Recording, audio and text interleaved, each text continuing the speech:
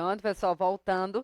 Já sabemos e estamos no assunto poderes e já vimos o conceito que os poderes são as prerrogativas que eu dou ao administrador para que ele cumpra com os seus deveres, que ele alcance o bem-estar coletivo.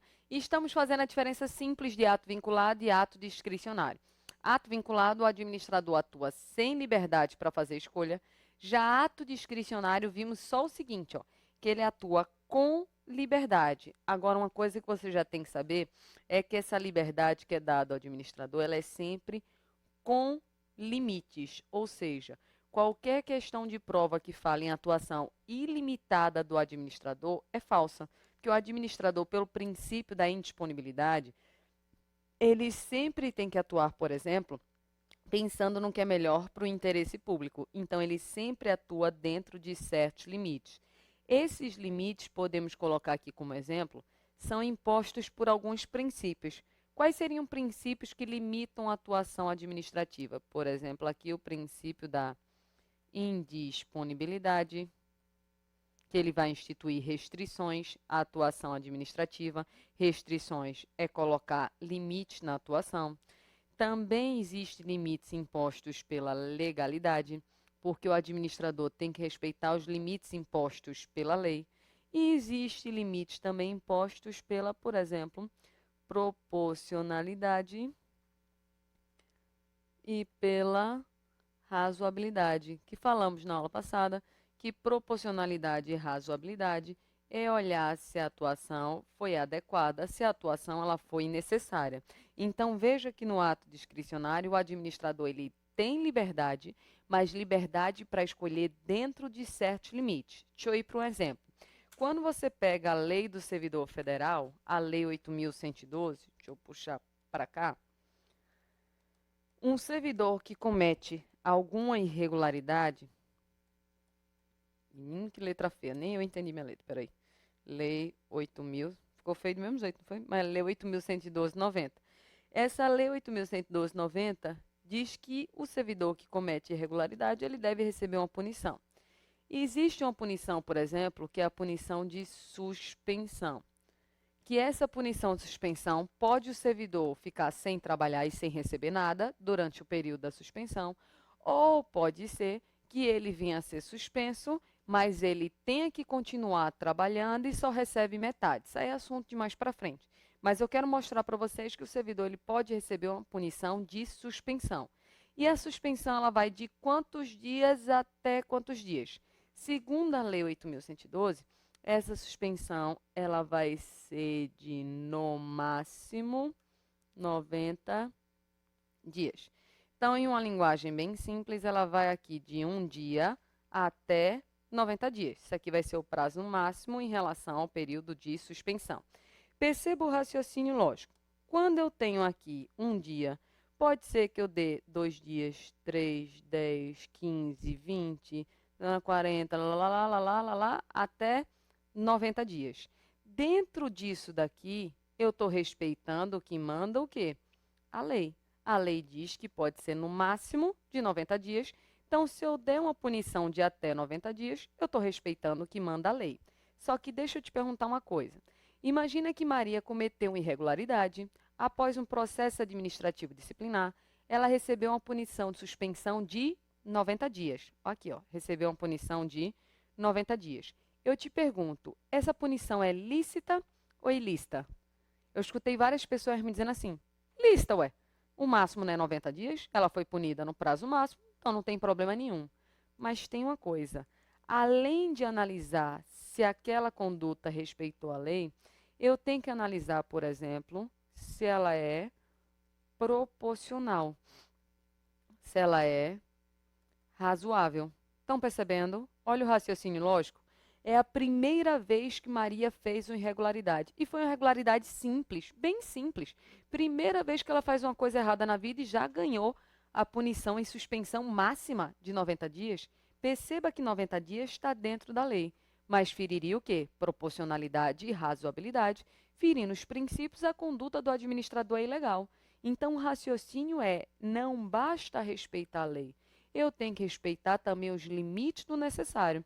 Agora, se Maria já praticou várias vezes atos irregulares, ela vive praticando atos irregulares, fazendo condutas inadequadas, sempre, sempre, sempre, sempre ela faz isso, perceba que se existir essa reiteração, a punição no prazo máximo, aí beleza, faria sentido. Agora, não faz sentido se é a primeira conduta que ela está praticando irregular nesse primeiro momento. Então, o raciocínio lógico dessa discricionariedade é: eu, administrador, tenho liberdade para fazer escolhas, mas escolhas dentro dos limites do necessário, dentro dos limites, por exemplo, da proporcionalidade e da razoabilidade. Aí eu volto para cá e, com essa liberdade, o que o administrador vai fazer? Um juízo de conveniência e oportunidade. Vamos traduzir para uma linguagem bem mais simples?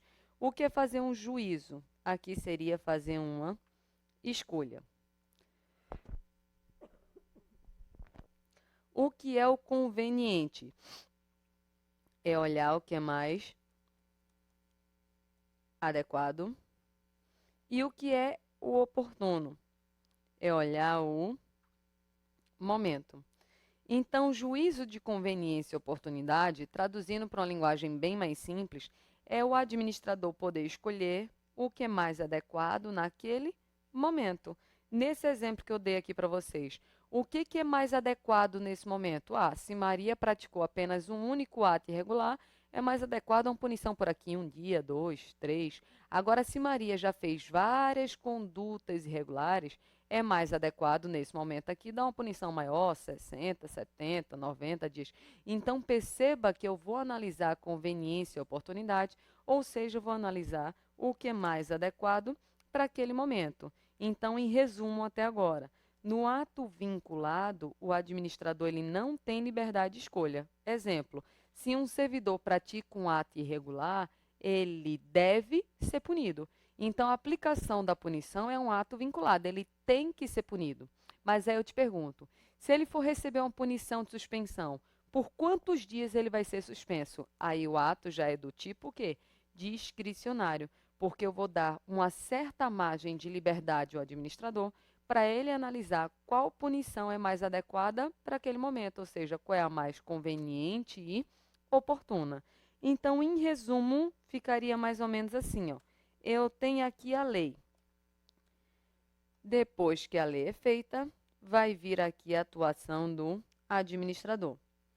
Aí o administrador vem aqui e faz determinado ato.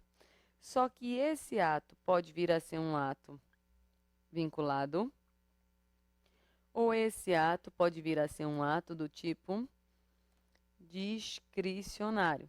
Existe ato vinculado, existe ato discricionário. Observe que nos dois atos, logicamente, o administrador deve respeitar a lei. Até pelo princípio da legalidade, só vai ter ato se existe uma prévia lei. A diferença de um para o outro é se a lei deixou ou não deixou espaço para ser feita uma escolha. Se não existe margem de liberdade para se fazer escolhas, não existe, esse ato é um ato do tipo vinculado.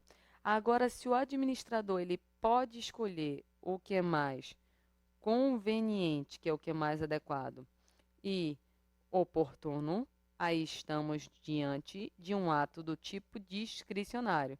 Lembra sempre que essa escolha tem que ser feita dentro de certos limites. Qualquer atuação ilimitada do administrador vai fazer com que a atuação administrativa ela fique irregular. Então, resumindo o ato vinculado e discricionário, dentro da proposta do momento é esse.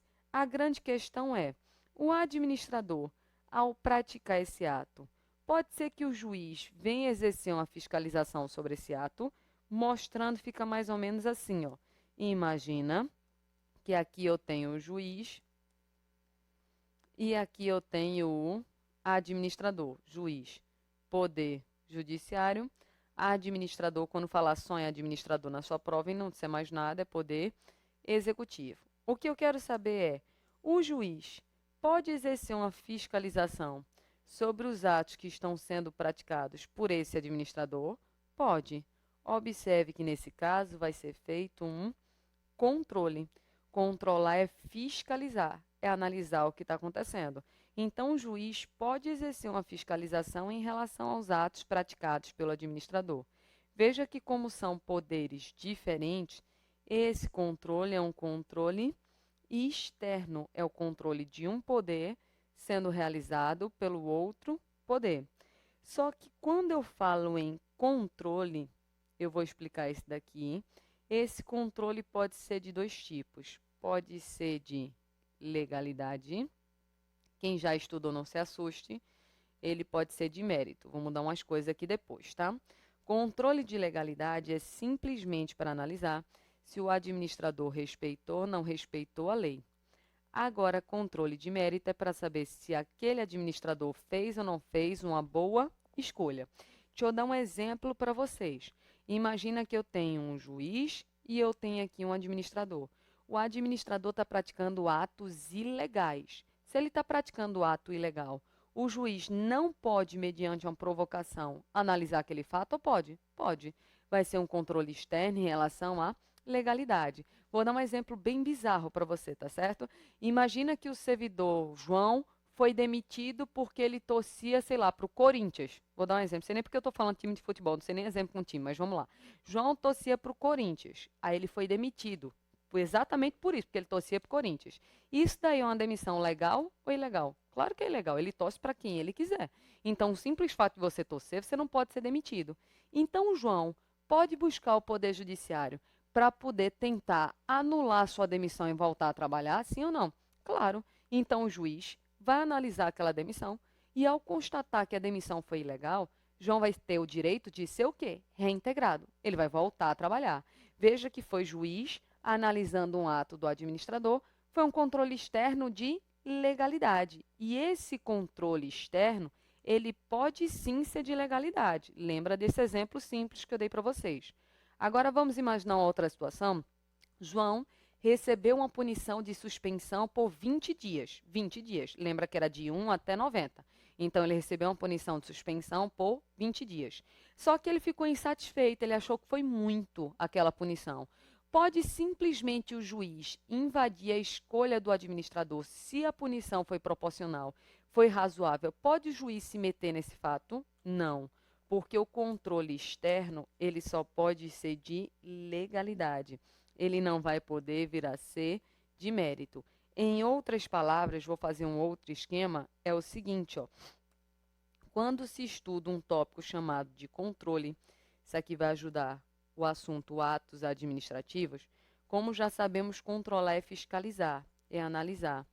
Esse controle pode ser tanto interno, como esse controle pode vir a ser externo. Controle interno, controle externo. E existe, como já falamos, o tal do controle de legalidade. Eu quero que você guarde esse desenho daqui, porque ele vai ser muito útil mais para frente no curso. E mérito. Vou botar aqui. Legalidade. Botar aqui. Mérito. Já sabemos que controle de legalidade é simplesmente para verificar se o ato foi ou não foi praticado de acordo com a lei. Já o controle de mérito é para saber se aquele ato é ou não é uma boa escolha. Esse é o raciocínio lógico. Deixa eu dar um exemplo extremamente simples para vocês em relação a cada uma dessas situações. Deixa eu pegar um outro exemplo da lei aqui. Eita, não era isso que eu queria mais uma página em branco. Deixa eu dar um exemplo para vocês. Mais uma vez na lei do servidor, para ficar fácil. A lei 8.112/90, que é a lei do servidor federal, diz que um servidor pode tirar uma licença para tratar de interesse particular. Licença para tratar de interesse particular. Essa licença para tratar de interesse particular é um ato discricionário, ou seja, o poder público pode conceder essa licença para o servidor ou não. Essa licença pode durar um período de até 3 anos E é claro que se ela for concedida e o servidor ficar sem trabalhar para tratar de interesse particular, essa licença ela vai ser não remunerada. Então, é isso que está escrito lá na Lei 8.112, que é a Lei de Servidor. Existe uma licença para tratar de interesse particular, que é um ato discricionário. Você pode ficar até 3 anos sem trabalhar, se a administração conceder a licença, mas você fica sem trabalhar. Vamos imaginar o seguinte: eu sou superior hierárquica de Maria. Maria me pediu uma licença para tratar de interesse particular. Qual é a primeira coisa que eu tenho que fazer? Isso daqui, ó, um controle de legalidade. Isso aqui é o primeiro tipo de controle que eu tenho que fazer. Veja que se eu sou superior hierárquica de Maria, esse controle é um controle interno. O que eu vou fazer? Inicialmente, eu vou ver se o pedido de Maria é aceito pela lei ou não. A lei permite essa licença para tratar de interesse particular? Sim. Acabei de fazer um controle de legalidade. E depois? Depois, eu vou fazer um controle de mérito.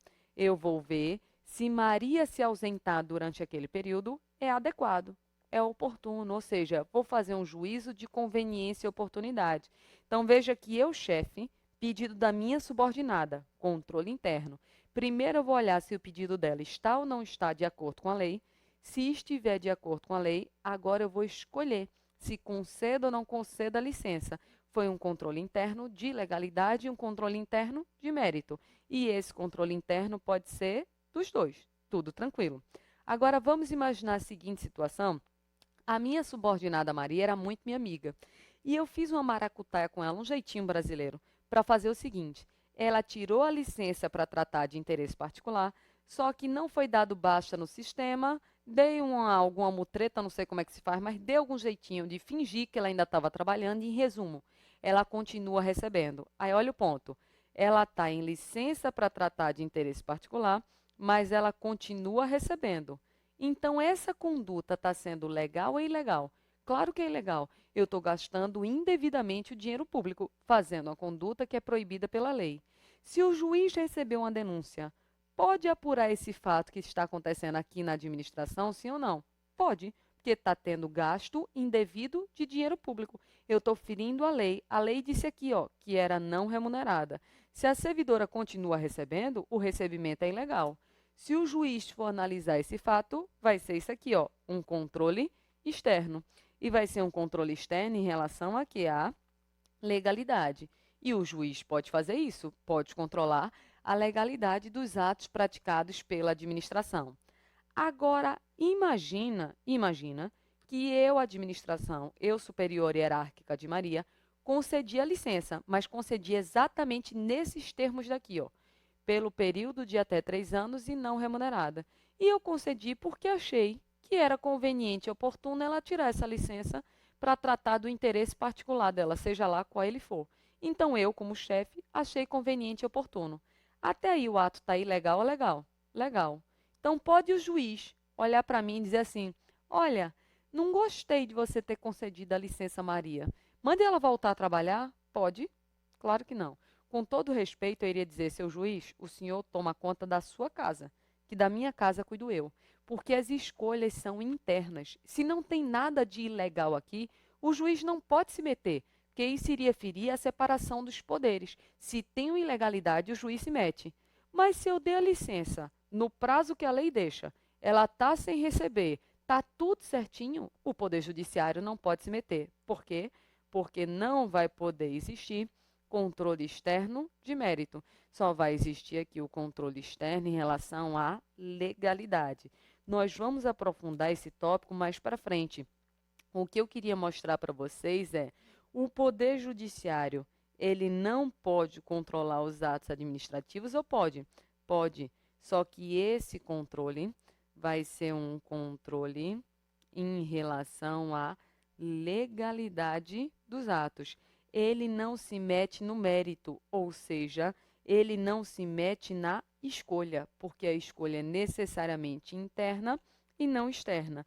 Com esse esquema daqui, você tem uma solução para o assunto atos administrativos e para o assunto controle. Aí, caminhando, e nós já sabemos aqui a diferença de vinculação para a discricionariedade, só falta saber isso daqui, ó, uso e abuso de poder. Vamos por partes. O que é o uso de poder? O uso de poder é o uso normal. Eu, fiscal da vigilância sanitária, cheguei no restaurante, o restaurante estava vendendo alimentos impróprios ao consumo, interditei o restaurante. Eu usei do poder, mas eu usei fora dos meus limites ou dentro? Dentro. O restaurante estava vendendo comida estragada, tinha carne com tapuru dentro, estava verde. Eu interditei. Então, eu usei do poder para cumprir com o meu dever, que é garantir a saúde de todos, já que eu sou da vigilância sanitária. Então, o uso de poder é o uso normal, não tem nenhum problema com o uso de poder. O problema é quando existe o abuso de poder, que aí você extrapola os limites do necessário. Só que abuso de poder é gênero, do qual nós vamos ter aqui duas espécies. Deixa eu clicar aqui para vocês, para poder a gente fazer um desenho em relação ao abuso de poder. Então, o uso de poder é o uso normal, já que o abuso de poder vai ser um gênero dentro do qual eu vou ter duas espécies. Eu tenho aqui o desvio de poder e eu tenho aqui o excesso de poder. Desvio de poder e excesso de poder. Vamos devagarzinho para poder já entender isso daqui de uma maneira fácil. Deixa eu colocar aqui um administrador. Aqui está o administrador. Vou colocar aqui o nome competência.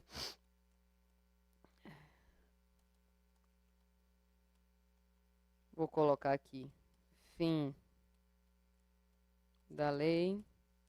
E vou colocar aqui o nome outra finalidade. Primeiro de tudo, eu quero saber o que é esse nome aqui com vocês, ó. Competência. Cuidado para não cair numa pegadinha. Porque no dia a dia, na vida, se você pegar para uma pessoa que não estuda para concurso, não fez direito, e você perguntar o que é para ela, o que é competência, ela vai dizer que é qualidade ou não da prestação de serviço. Quando eu digo que João é competente, é porque eu estou gostando do serviço dele.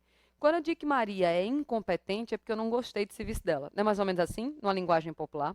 Só que competência para direito não tem nada a ver com isso. Competência é poder ou não poder fazer.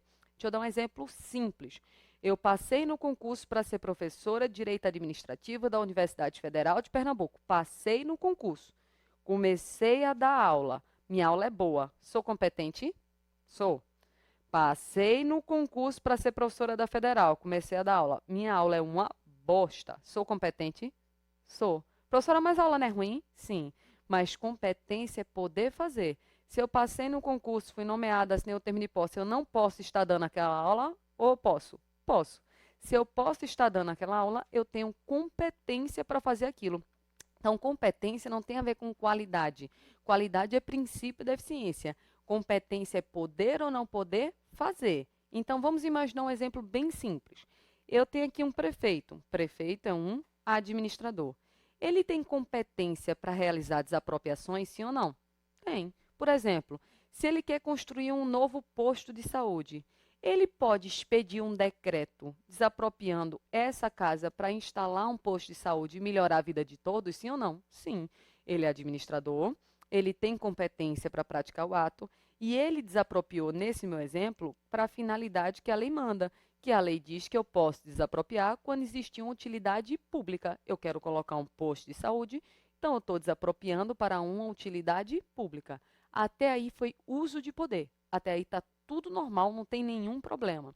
Agora, imagina que eu, prefeita, só desapropriei essa casa, porque essa casa é de Bruno, e Bruno é meu inimigo político. Então, ele é de um partido adverso ao meu, fez campanha contra mim e só por pirraça eu estou desapropriando. Olha a pergunta. Eu, prefeita, tenho competência para desapropriar? Tenho. Mas eu estou desapropriando para a finalidade que a lei manda? Não. Eu estou desapropriando em busca de uma outra finalidade, que no meu exemplo, que é o exemplo clássico de prova, foi por pura vingança. Então, eu desapropriei porque ele era meu inimigo político.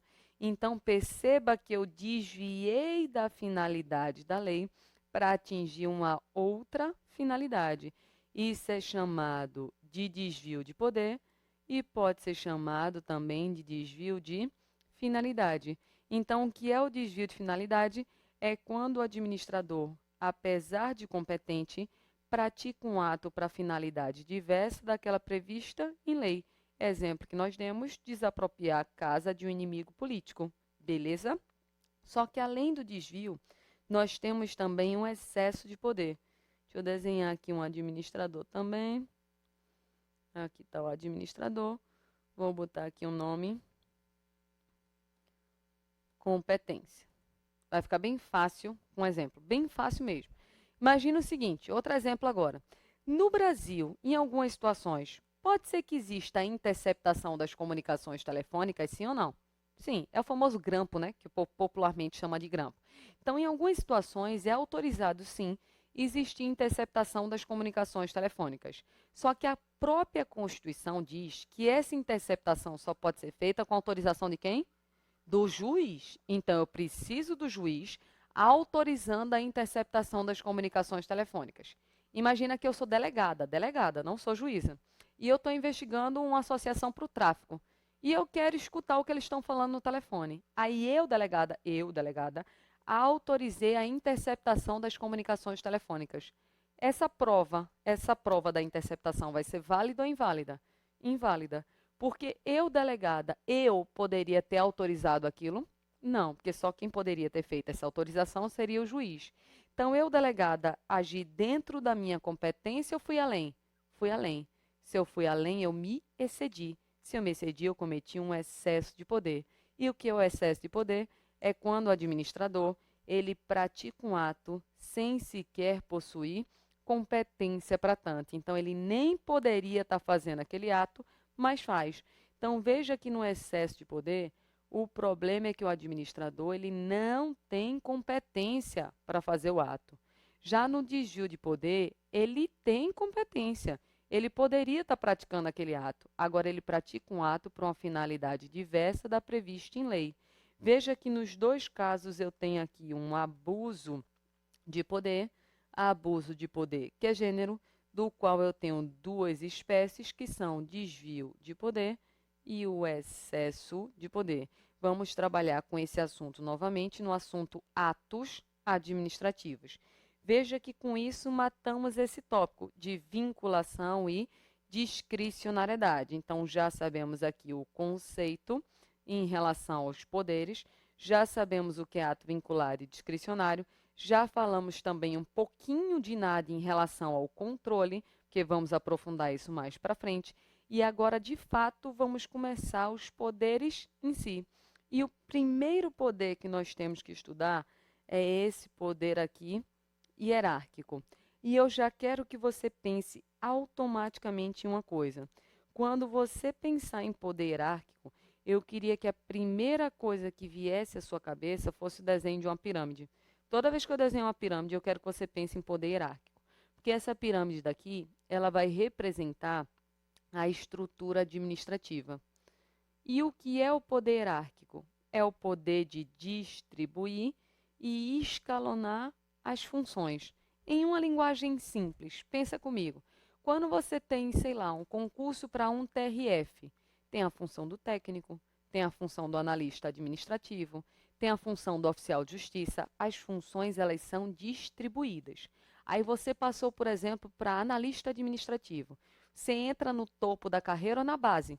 Na base, que você vai progredindo, que as funções são distribuídas e elas são escalonadas. Tem a pirâmide dos técnicos, a pirâmide dos analistas, a pirâmide do analista judiciário e assim por diante. Então, poder hierárquico está relacionado a essa organização da estrutura administrativa. Vamos trabalhar todas as características do poder hierárquico e também todas as características dos outros poderes, não hoje, porque hoje já acabou meu tempo. Peço até desculpa hoje pela voz, eu estou bastante gripada, a garganta está doendo, então eu senti que às vezes eu travei um pouco para falar, mas na próxima aula eu tenho fé que eu já estou boa, com muito chá de limão e mel, e vai dar tudo certo e a gente acaba esse assunto poderes para vocês. Uma boa semana e final de semana a todos e até nosso próximo encontro. Tchau, pessoal!